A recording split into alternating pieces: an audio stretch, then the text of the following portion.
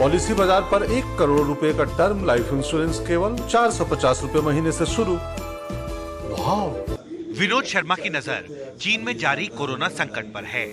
उनकी company capacitors बनाती है जिसमें लगने वाले कई बेहद जरूरी पुर्जे चीन से आते हैं। वो बताते हैं कि भारत के इलेक्ट्रॉनिक सेक्टर में 70% पुर्जे विदेशों से आते हैं। इनमें से आधा सिर्फ चीन से आयात होते हैं। भारत में इलेक्ट्रॉनिक प्रोडक्ट्स की मैन्युफैक्चरिंग में करीब 35% सामान चीन से आयात पर निर्भर है। इस बार जो असर है वो मुझे लगता है पिछली बार से कहीं ज्यादा है और उसका कारण ये है कि जीरो लॉकडाउन की पॉलिसी जब उठाई गई और उसमें से निकलकर अब हमको हमारे सप्लायर से जब बात हो रही है तो रोज ये मामले सामने आ रहे हैं कि फैक्ट्रीज बंद हैं। चाइना में आपको याद होगा मैंने कहा था कि एक डॉमेट्री कल्चर है जहाँ पे फैक्ट्री में ही लोग रहते हैं और वहाँ पर आप समझ सकते हैं कि एक तरह से 500 या 1000 या 10,000 लोग एक जगह रह रहे हैं। तो अगर उनमें से कुछ लोग संक्रमित होते हैं तो ज़रूरी है कि बाकी लोगों को भी फिर एक लॉकडाउन भी करना पड़ रहा है, कुछ लोगों को घर जाना पड़ रहा है और इस समय हमें लग रहा है कि सप्लाई चेन्स ये जो तीनों सेक्टर में आपने बताया काफ़ी बुरी तरह से इम्पैक्ट हो चुकी हैं। दरअसल चीन में बढ़ते कोरोना संकट का असर इलेक्ट्रॉनिक्स, इंजीनियरिंग के सामान और ऑटोमोटिव के पुर्जों के अलावा एक्टिव फार्मास्यूटिकल इंग्रेडिएंट्स और केमिकल्स जैसे सेक्टरों पर भी पड़ेगा।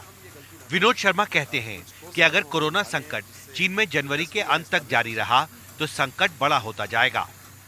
5 जनवरी से आप जानते हैं चाइनीज न्यू ईयर आने वाला है और चाइनीज न्यू ईयर में लोग 10-15 दिन के लिए अपने घर छुट्टी जाते हैं। तो पहली बार ऐसा हमने अपने सप्लायर से भी बात की, उनको भी ये पता नहीं है कि 15 जनवरी तक लोग वापस आएंगे कि नहीं आएंगे, उनमें से कितने लोग ट्रैवल कर पाएंगे, उस समय क्या रिस्ट्रिक्शंस होंगे। तो वो सब हमें हिदायत दे रहे हैं कि आप कम से कम 1 महीने का माल एक्स्ट्रा लेकर अपने पास रखिए और वो समय अब खत्म हो रहा है दिसंबर, अब जनवरी में कुछ नहीं मिलने वाला है।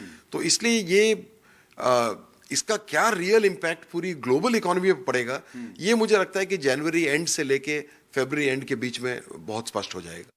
जिस तरह से चीन में कोरोना के मामले तेजी से बढ़ते जा रहे हैं, इसको लेकर भारत में इलेक्ट्रॉनिक सेक्टर के साथ साथ इंजीनियरिंग गुड्स और ऑटोमोटिव कंपोनेंट सेक्टर में भी एंटरप्रेन्योर्स की चिंता बढ़ती जा रही है। सिर्फ इलेक्ट्रॉनिक सेक्टर में जिन सामान का इस्तेमाल इलेक्ट्रॉनिक प्रोडक्ट्स की मैन्युफैक्चरिंग में होता है, उसका करीब 35% हिस्सा चीन से आयात किया जाता है।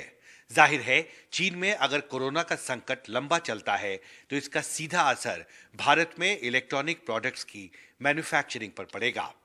नोएडा से मेरे कैमरा सहयोगी मनोज ठाकुर के साथ हिमांशु शेखर, एनडीटीवी इंडिया।